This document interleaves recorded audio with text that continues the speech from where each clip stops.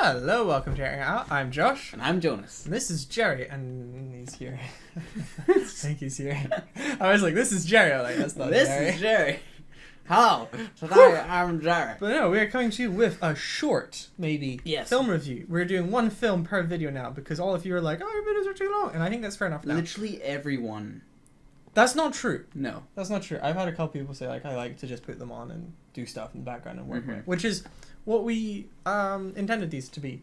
It's as a weekly podcast. An hour a week isn't a lot. Yes. But because we did them daily, because quarantine and people were bored.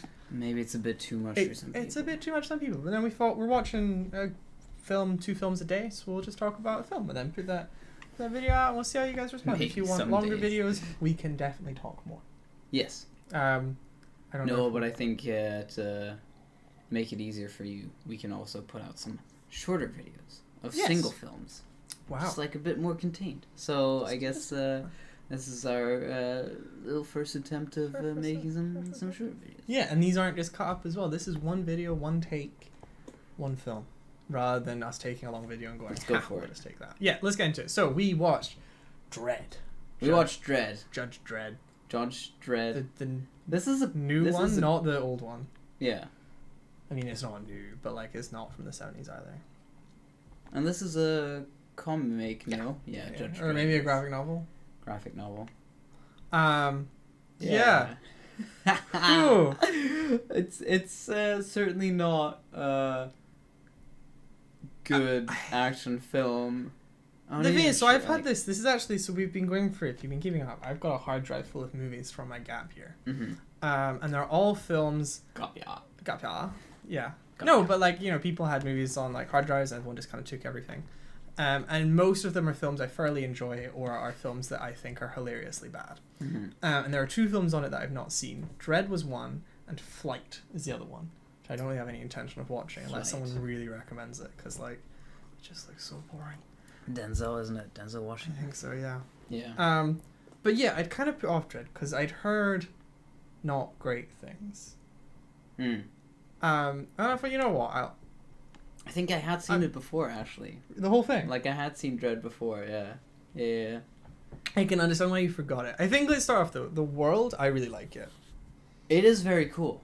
I really like the world they set up. Like, I think they do a really good job of... So it's a post-apocalyptic in a way? It's not a... I would say it's almost like cyberpunk as a genre. As a setting, yeah. No, it's definitely, like, set in the future. I think dystopian future, not post-apocalypse. That's more accurate. See? Dystopian future. And not that the cameras caught it, but about 20 seconds before we started rolling, you were making fun of my vocabulary. Was I? Yeah. And I was like, no, I know words, and now you're coming out with this rubbish. I don't We'll never have evidence. Yeah, you will just never know. It was true. That Josh was lying. It's true. No. No, I think I was getting big cyberpunk vibes from it in terms of like it's a slightly more, like some things are less futuristic than Blade Runner and some things are more. More futuristic. Yeah, like the weaponry they've got. I guess. It's quite like being able to talk to your gun, whereas all the guns in Blade Runner are just guns. Okay, yeah. But then they've got walking robots. I don't think you're necessarily talking to your gun, though. It's like a voice-activated gun, but then it's like... it's a pretty fucking smart gun. The gun can change the bullets. I'm like, that's what I don't quite figure out, because like, obviously you will have it loaded with bullets, but you can change they've got different types of bullets in the thing, I think. That's why he like cycles through all of them when he runs out of one. So all he's got left is a high explosive round, and he's like, alright. I gotta go for it. A waste on a person. Yeah. But I think so. I think the world's really good. We were both getting big raid vibes in terms of you're working up a tower with a crime boss at the top. I mean, that's fine. That's a good setting for like a small. It's a mega city film with like some ridiculous number of million inhabitants, and they all get clustered into these big towers. I said there's 7,000 people in the tower or something. Yeah. Which makes sense if it's like that's probably where you're gonna find crime if everyone's like crammed together. Yeah. You have these judges who are judge, jury, and executioner. That's the point. Yeah. That's the whole point. But I got serious Robocop vibes there. It's kind of the same. Like I don't know. I think The mouth only is a bit of a... I think just as like a figure, also like totally grim. Yeah. I'm like, whether or not it's Dredd or it's Robocop, I don't know if it's... Have you ever seen RoboCop? I have seen Robocop. Okay. Like, yes, obviously Robocop has different skills and all, but like in terms of first appearances, it's very much the same. I'm really glad though, like, because I know the comic is quite vibrant. In terms of, like, the yellow in his uniform stands out. I think like the gritty world fits the darker tone that the film goes for. Yeah. Because I was always a bit worried that, like, I mean, the helmet's ridiculous. Yeah. To have like up to here covered with like a visor, I was like, this is... Oh, some shots it looked like the visor was like on his nose. I'm like, Yeah. that must have been so uncomfortable. That helmet. That's not a practical design. But like, Sure, I think they get away with it. I think that's the only thing that kind of makes it look a bit more comic booky. But I think that's also really comic book accurate, which I'm sure people enjoyed. Yeah. Yeah, I think Aomer does a really Is it good actually job. him? It's actually I have Aomer. no idea. Like you can never tell. He doesn't ever take the helmet off. No, it's the actor of Aomer from Lord of the Rings. Okay. I think he did a good job. I mean, he's grumpy the whole way through. Yeah, just growling. And the girl did good too, I think. Yeah. She sold her role, like, I believed her. Yeah. It's some funny. I mean, you do get funny moments between the two, or like, between him. It's a specific kind of humor to have someone who is just like, who seems grumpy or just has like very few lines, or they're just one-liners. You only get that kind of humor, like a one-line, a punchline here and there. I didn't think Lena Headey did a great job. Honestly, it's kind of the same thing. Like, if you look at her there, and if you look at Circe, it's like it's very much the same kind of acting that's going on. I don't know, but I think Circe's better written than, I guess. Yeah, or it feels written for that character. style of... It's like when people criticized Kit Harington for not being able to act. And you're like, well, his role is as bland as they come in Game of Thrones. Like, he's there, especially later on, like, he is just a foil for the audience, so you don't want him to be overly charismatic. But I think Lena Headey does the same kind of rise to power thing, which works really well in nearly 100 hours of TV. I mean, the character is amazing, yeah, but I think just in terms of acting, I was like, this is... But no, even, like, you've got 90 minutes. How much of that are you going to commit to building up your villain? I gotta say, there's no character development in anyone except for... The girl. The girl, yeah. And also not a whole lot.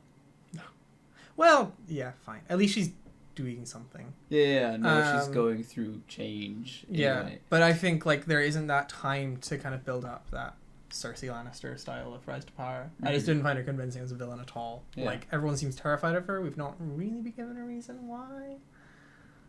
Other than she's violent, and you're like, well, surely there's other violent people. Like, what has she done that is, like, definitive? Exactly. She's the one. That's true. That's true. I mean, she's only the one that... I don't know. The only scene that I can think of is when she's like, got her hands around this whatever his guy. Domhnall Gleeson. Exactly, and is like scraping his belly with a knife. Like, that's a bit of a weird. Well, we see him like scoop his eyes out. Yeah. And replace them with some... I mean, they're like bionic eyes, another kind of cyberpunky thing. Yeah. But in terms of, like... You don't ever see her be... What sets her apart, what makes her...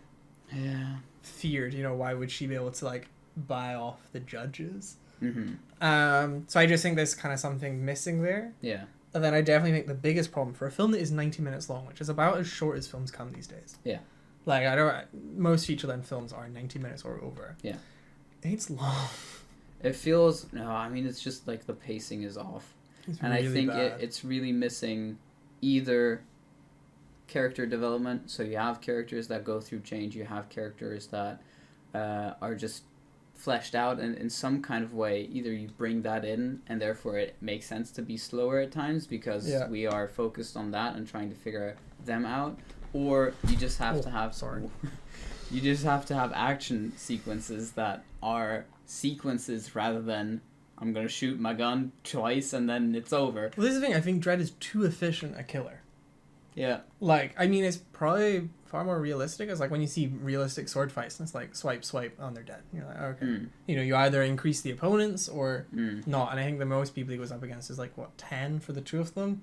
Which they smoke bang, they come out, they shoot 5 each. He goes up against 3 judges. 2 judges. Well, 2 judges at a time, and then one guy all by himself. But like that would be an amazing. So you've got the potential there, but instead it's just kind of them talking, wandering around the room. Until the longest action sequence is when they get out the machine guns, miniguns, which isn't really action either. It's just it's them running from action. Yeah. No, or like the opening car chase. Yeah. It's really missing out on that. He's too fast. Like, there isn't enough opponents, and he's just far too efficient a killer, which means the action sequences aren't really action. I think it'd be action the same way that something like Hateful Eight is an action film. Yes, people get shot. Yeah. But it's not action. It's just people getting shot. And if there's no character development to back that up, no story really to go with that, you're just kind of left a bit... Which I think is a shame, because I came away from the film like, I really enjoyed this world. Like, I would be so down for a competent director and a competent writing team to take on a sequel. Yeah. For sure. You know, I think there's interesting stuff there. There wasn't any real, like, shout at the TV plot. There was a bit when he ran out of ammo and then he killed another judge and didn't take his ammo or gun, and I was kind of like, what are you doing? Why? Yeah. Why haven't you done that? I can't believe you've done this. But then they do kind of do the whole thing where, like, when the girl tries to get shot and the guy's arm blows up. Yeah. So maybe you can't take the gun, but you can definitely take some ammo. Yeah, surely. That's interesting. I'm not quite sure if that was exactly that, like a James Bond kind of like. I think it was. 'Cause like, it had like a non-ID or whatever, or just like judge approved. I guess it must be judge approved. I don't know. But then she's not a real judge, so it must be like tailored to this the is person. another thing, right? If the judges are so feared, like people are like, whoa, you know, and then when like 3 of them walk up and they're like, whoa, free judge, yeah. Then it's like 1 in 5 rookies who are in full judge uniform get killed on their first day. Like, surely that's not that terrifying. Like, imagine if 1 in 5 police officers died in their first day. They wouldn't be a topical. But like, part of me was like, there is a disconnect there of like, well, are these like fearsome killers like Dredd or really expensive to buy off, or are they like, it's probably a rookie, we can get away with this? Yeah, I mean, it makes you wonder, is like, are the judges like proper veterans? Like, they've been in the job for so long and they really struggle to get new people on the job. Yeah, that maybe. might be a thing, but or they just throw the rookies into the most. Yeah, they're like, just like, so we've got this tower of 7,000 people, all of which want to kill you. Let's go. This is probably the biggest gang in. They're like, they're trying to take over the entire city of millions. You're like, sure, let's go for it. Yeah, I think it's a real shame. I think they could have done so much more with the characters. Like, I mean, she's got a whole, like, not quite Minority Report, but the whole that she can sense people's thoughts. She can read people's thoughts, I think, is really cool. And there was one really cool sequence where, like, she goes into his mind and he's like, oh, yeah. This man that she's interrogating. Yeah. And he's like, oh, yeah, when it's my disgusting mind against yours, you're gonna lose, and then he loses big time. That's a really cool moment, and I feel like they could have done that maybe again later on, something with it, like have her actually use that not just as a I think the only setup and payoff is the high explosive round, to be honest, because he uses it once to break through a wall and then later on has to use it because that's his last bullet in his gun to kill someone. I think that's the only thing that is kind of properly set up, and then there's a payoff later. Where she's like, oh, she has hypnotic powers or whatever, and then uses it a couple of nonchalant times, and then uses it once to like properly like mind bend someone. And then never again. I mean, I think one of the big high stakes moments that is just over in a flash is when she meets the other judge. And is like, the other judge is evil, trying to kill her, and is like, oh, she's gonna hesitate, and then I'm gonna shoot her. But she, as the rookie, can read her mind, and therefore just shoots her. Shoots her. Doesn't hesitate, and you're like, it's okay. it's over. Like there's no moment of recognition. It's just like they meet in the corridor. The bad judge is like, "Hey, what's up?" And then 1 second later, she gets shot and is like, "Okay." Yeah. Yeah, I mean, I don't know exactly how I would do it differently because that's exactly what would happen if I could. But you could make it. You could make it visually a bit more. Yeah, and also just have a shootout or something then. Yeah. You know, there's so many other ways. Like, you'd be like, okay, but maybe she will still hesitate. She's like, oh, okay, I know. And then you end up in a bit of a standoff. She and then does you have hesitate for a second. So it would be cool if it were like just in the second that she's reading her mind, the bad judge already pulls out the gun. And so she basically just misses the shot because she has that moment of reaction time. Or like the bad judge is like, you know, sees in her eyes that she's kind of figured it out and she's just like, shit. And then a bunch of gang members come in and you end up with a shootout like that. Because then she would also get like an awesome action sequence. Yeah, which would be cool. And I think like... It would make sense because she's a judge as well. Like, she's almost a judge, so she must have some serious skills. Yeah, and I think they've got the potential for that. I mean, there's tons of good... like, you can go back and watch our Matrix retrospective, the John Wick films, like... But Western... gun. I mean, you can even go like gun kata and go with equilibrium. Sure. Have you seen it? No. It's like Fahrenheit 451. Okay. It's alright. But it's yeah, like there's more interesting stuff to be done in terms of people shooting each other in a hallway. Yeah. I don't know. I mean, Raid does it so much more interesting. Yeah. No, I think... Well, even actually the Raid 2, because Raid 2 has guns. Yeah. I was just about to say that the same thing, like guns, yeah, I mean, you will always have a distance fight, but even then you can make it more interesting. Yep, and I think they almost hinted that as well when like Dredd's running out of ammo and they're like, oh, are we gonna get some fisticuffs? Then he's like, we got more guns now. They're so close. I think that was the real shame for me, is like this film has a ton of potential. Yeah. The world is interesting, they've got the right actors, bar Lena Headey. Or they need to develop her more. They definitely. But the rest of them, whereas I think if you go Dredd as a grumpy, very hardened veteran who's stuck in his ways, he's done that perfectly. You know, and like I think everyone kind of sells the role they're in, and they don't run into the trap of like I could always tell when the judges are fighting which one is Dredd. I think that's the trap when you have like this much to identify people, but he's always like, yeah, and you're like, okay, I know who he is. That was fine. A bit difficult. I managed fine. Suck on that. You suck on that. Isn't that what they say? I have no idea now. No, choke on that, something like that. I think because choke on that makes more sense. Okay. But like, there's potential. There is potential. Oh, for sure. I don't know. I think they also maybe should figure out whose story it is, because I feel like it is more of her story. But she's not the... Anderson. Yeah, but... Yeah, that is her name, Anderson. Yeah. Judge Anderson. You're Mr. Anderson. No, but like, he's still the main hero, which is weird. Yeah, I mean, she gets captured and she's just kind of tagging along. I mean, yes, she definitely has more... No, but I mean, like... potential to develop because he is what he is. But I feel like the time then would be they separate and then just don't even show Dredd. And just have her. Yeah, because you know what he's doing. Like he's especially when he's just like messing about in the phone box. Yeah. Like okay, him and the other judges fight, sure, but like, there are parts where you just don't. You don't need to see that. I don't think I'd recommend this movie though.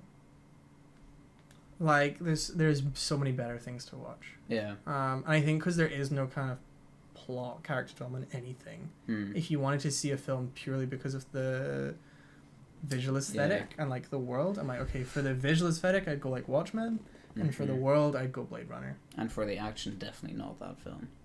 There is no action really. Yeah. It's just people shooting, which isn't, I know that kind of sounds wrong, but it's just people getting shot rather, you know, there's no stakes. So it does none of the things. It doesn't really do any, the world, yeah, but that's not. Yeah, but it's not the thing. It's not what the film's about. No, and if you don't get double a lot the of length, the world. It'd probably be better. Yeah. But my word, if it was double the length and the same quality. No. Well, that's kind of it though. there's just not enough time to really flesh out. Yeah. That's Sorry. Do watch it if you're still If you interested. disagree, if you've seen it and you think it's amazing, let us know. Because I'm sure, like, I've not read the comic. Yeah. I mean, you have either? No. And if you have good ideas for maybe a sequel that would improve the whole thing. Yes. Oh yeah, definitely. Yeah. But yeah, as of yet, not convinced. Not convinced. I think we will leave it there. Exactly. On to our next movie. Bye!